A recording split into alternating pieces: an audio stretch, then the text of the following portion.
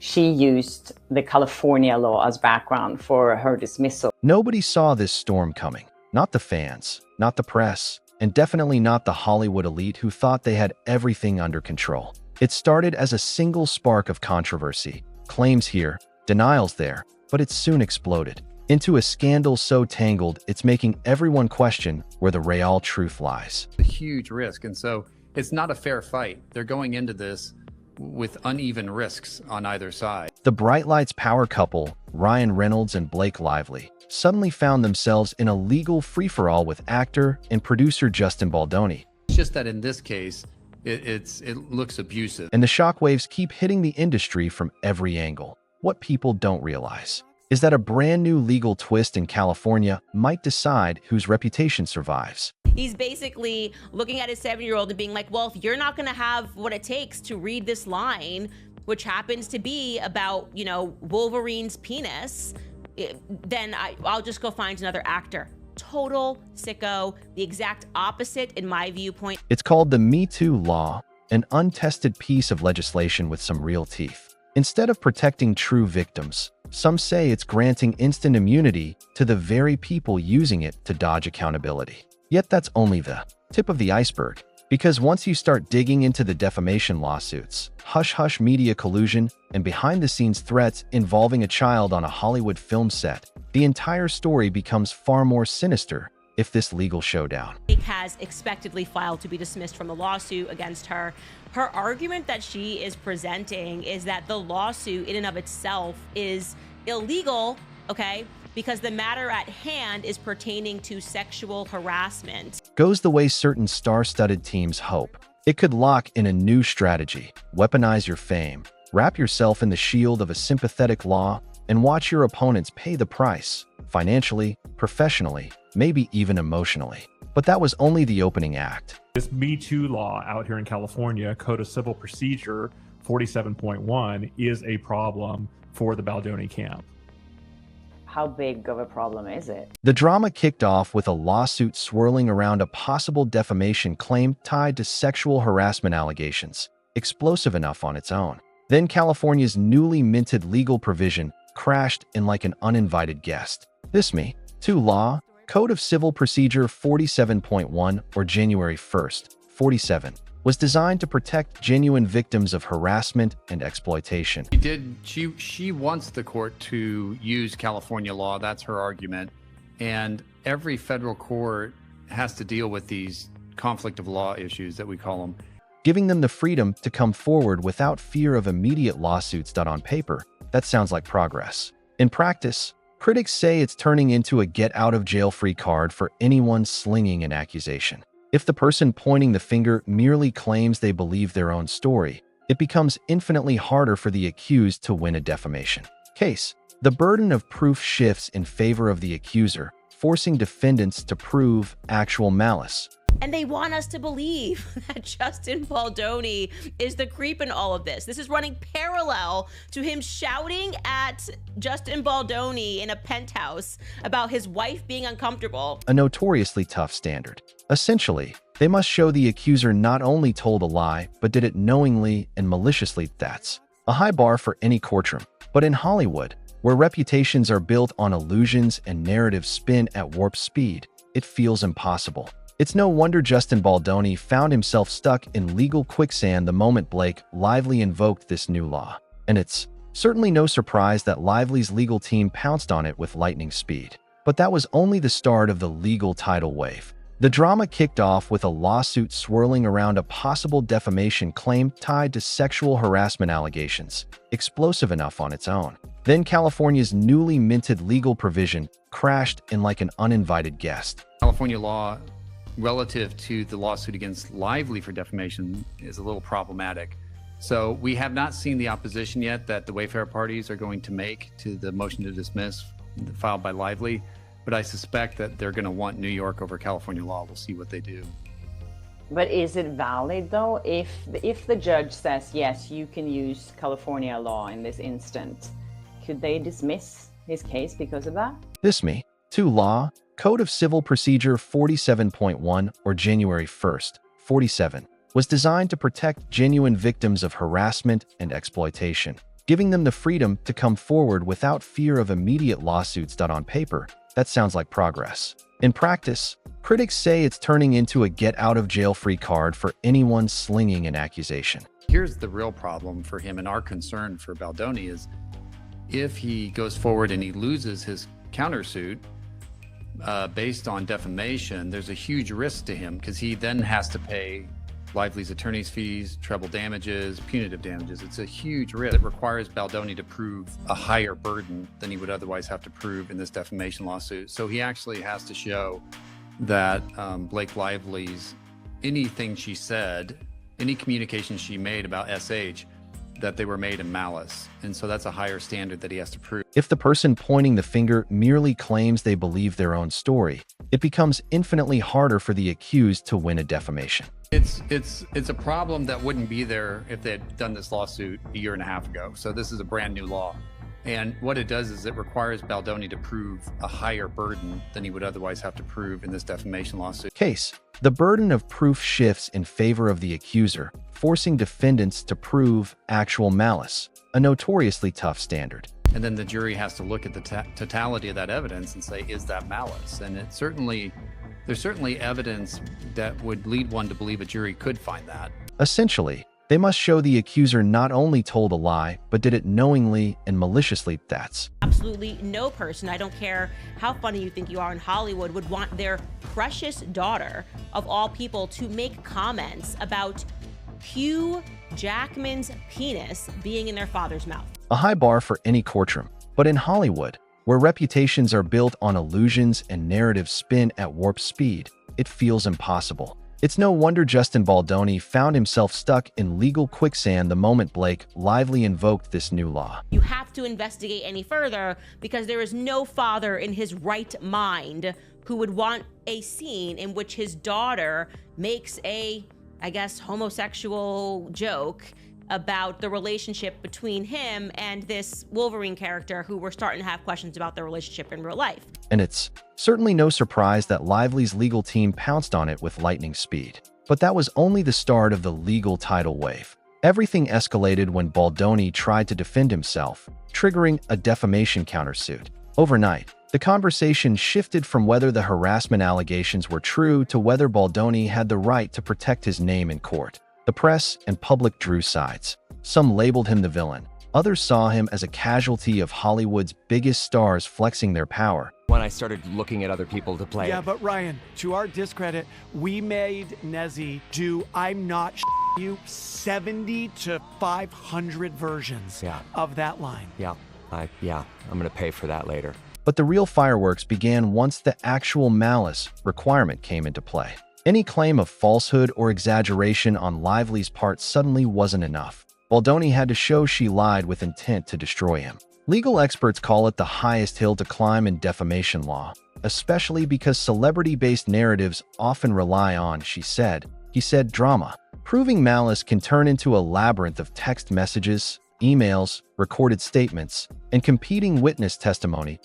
And that's what he says. So he kind of basically forced his daughter to do the line, or else he's going to replace her as an actress in this movie. She's 7 years old, you guys. If that weren't intimidating enough, Baldoni faces another gut punch. If he loses, he might be on the hook for steep penalties, her legal fees, possibly punitive damages, maybe even triple damages. That doesn't just threaten his wallet. It could erase his standing in the industry he's built a career in. One misstep in court, and everything he's worked for might vanish. No, it won't get dismissed at the 12B6 phase because Brian Friedman will be able to plead around by doing a second amended complaint, and he'll be able to outline, the claims of actual malice and that she wasn't reasonable when she reported this harassment. Those are not points that a judge decides. Those are not legal determinations. Those are factual determinations, and we leave all of our factual decisions to a fact finder. In this case, that'll be a jury. So Brian Friedman more than likely will get past this phase. But just when the scale of that risk started sinking in, a far more disturbing side of this story cracked open. Ryan Reynolds has cultivated a sparkling brand, witty social media banter, quick comedic timing, and a self-deprecating charm that wins people over in interviews. But there's a stark contrast between the whimsical dad persona he projects and the allegations swirling around him. The most stunning claim involves him pressuring his then 7-year-old daughter to deliver a disturbing line on the set of a Deadpool/Wolverine crossover. Witnesses say the child felt uncomfortable and refused to say the explicit dialogue, which allegedly referenced a private act involving Wolverine's anatomy. Rather than dropping the line or finding a more age-appropriate approach, when I want your opinion, I'll take Wolverine's out of your mouth. That's kid. Guiltily, that is my daughter, I'm Inez. so sorry we have to admit that. And I am Father of the Year over here for allowing her to say such language. Reynolds threatened to recast her if she wouldn't comply. That's not exactly the Father of the Year move fans might expect from the lovable star of comedic blockbusters. Once that ugly anecdote leaked, the hypocrisy accusations started raining down. Reynolds, who publicly labeled Baldoni a predator in private circles, now looks like he might be engaging in manipulative behavior himself. Even longtime fans began to question how Reynolds could preach about standing up for what's. That is just unbelievable. He is admitting that she was not, Nezzy, as she is called, was not comfortable doing this line.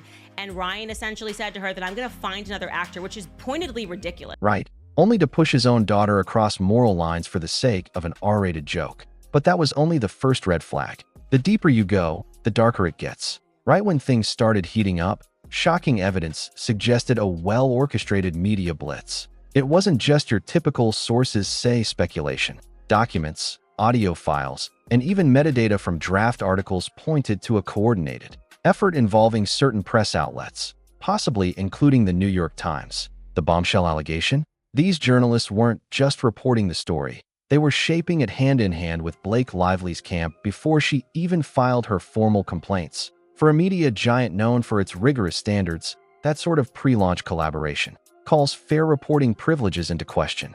If a newspaper helps craft an accusation rather than simply covering it, they can't hide behind, "We're just reporting what happened." It implies an agenda, a narrative purposely set in motion to target someone. Meanwhile, internal messages and group chats started surfacing, some apparently altered. Tiny details were changed or removed, but enough unedited snippets have emerged to raise questions. Whose version is authentic? And why alter anything if you have the truth on your side? These hints of manipulation injected doubt into the entire storyline, pushing onlookers to wonder if Baldoni was set up from the start. But that was nothing compared to the power structures about to be exposed. While Ryan Reynolds and Blake Lively enjoyed glowing coverage and legions of fans, Baldoni found himself out in the cold. One key figure behind that temperature drop, Ari Emanuel, once dubbed Hollywood's most powerful kingmaker and the driving force behind WME. Emanuel had a reputation for loyalty, just not to everyone.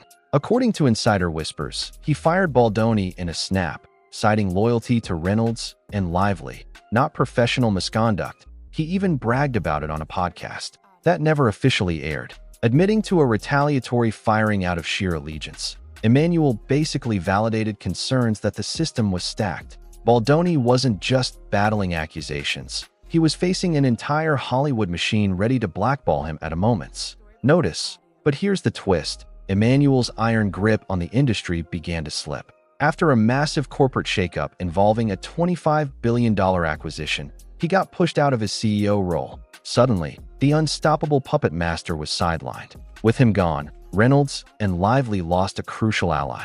And once that shield disappeared, more people started paying attention to the actual evidence instead of carefully planted PR lines. The tide was starting to shift, yet the biggest reveals were still ahead. As more details leaked, the public narrative about who's the real predator began crumbling. Lively's claim that she's just a vulnerable actor seeking justice felt increasingly shaky when weighed against her A-list resources, high-profile lawyers, and carefully orchestrated press campaigns. Ryan Reynolds' squeaky clean comedic image looked tarnished by the very story he seemed most eager to bury, forcing a child, a family member, no less, to participate in an unsettling scene. These revelations about media collusion, strategic use of brand new Me Too defenses, and quick-turn retaliations created a web of suspicion. Fans started noticing contradictory statements, missing context, and possibly doctored documents. Even celebrities who once staunchly defended Lively and Reynolds began stepping away from the conversation, unsure which side to stand on. It's the classic Hollywood magic trick: rely on star power and buzzwords like predator or victim to control public opinion. But illusions only hold up until real evidence breaks through. And that's exactly what happened when internal memos, old recordings, and depositions from ex-colleagues emerged, adding a new dimension to the story. The puzzle pieces simply didn't match the glossy narrative Lively's and Reynolds' teams had so skillfully spun. Still, one last corner of this spectacle needed some light thrown on it. Now, the entire industry waits with bated breath. If Baldoni's defamation countersuit fails under California's newly expanded law, it could send a clear message to anyone who tries to fight back against public accusations. Proceed at your own peril. You risk not just your savings, but your entire career. At the same time, if he somehow overcomes the actual malice barrier and proves that Lively knowingly spun falsehoods, or that Reynolds orchestrated a smear campaign, it could upend Hollywood's usual rules of engagement. For once, the powerful might not get the final word. But this saga isn't merely about a set of celebrities locked in a courtroom showdown. It's a stark illustration of how easily laws designed to protect the vulnerable can be twisted by wealthy players to dodge accountability. It highlights the disturbing reality that a single phone call from a major executive can wipe out someone's livelihood, no questions asked. And it raises the uncomfortable question of what lengths stars will go to in order to preserve their own images, especially if it means using children, journalists, or entire PR machines to tilt the story in their favor. Nobody emerges unscathed. Lively's push to use the Me Too Shield law reveals a strategy that stretches beyond simple self-defense, and Reynolds' forced comedic routine with his daughter is rebranding him as anything but the nice guy. Even the kingmaker Ari Emanuel discovered that in Hollywood, power is never permanent. Eventually, every empire falls. What remains is a cautionary tale for everyone watching, whether they're dreaming of silver screen success or simply curious how modern fame can wrap harsh truths in a glamorous package. When reputations are on the line, the tools meant to protect the powerless can become instruments for the powerful to silence or ruin whoever stands in their way. And if you're one of the few brave souls who tries to fight back, you'd better prepare for the full Hollywood onslaught, complete with spin campaigns, insider betrayals, and legal booby traps at every turn. The question is, will anyone in this saga come out looking innocent? Or will this be the moment the world realizes even the good guys have shadows much darker than any camera can capture? For now, the lawsuits grind on, the PR statements keep flowing, and the world watches, unsure whose story to believe, or if the real truth will ever see the light of day. Thanks for watching. If you enjoyed this video, make sure to hit that like button and subscribe to the channel for more awesome content.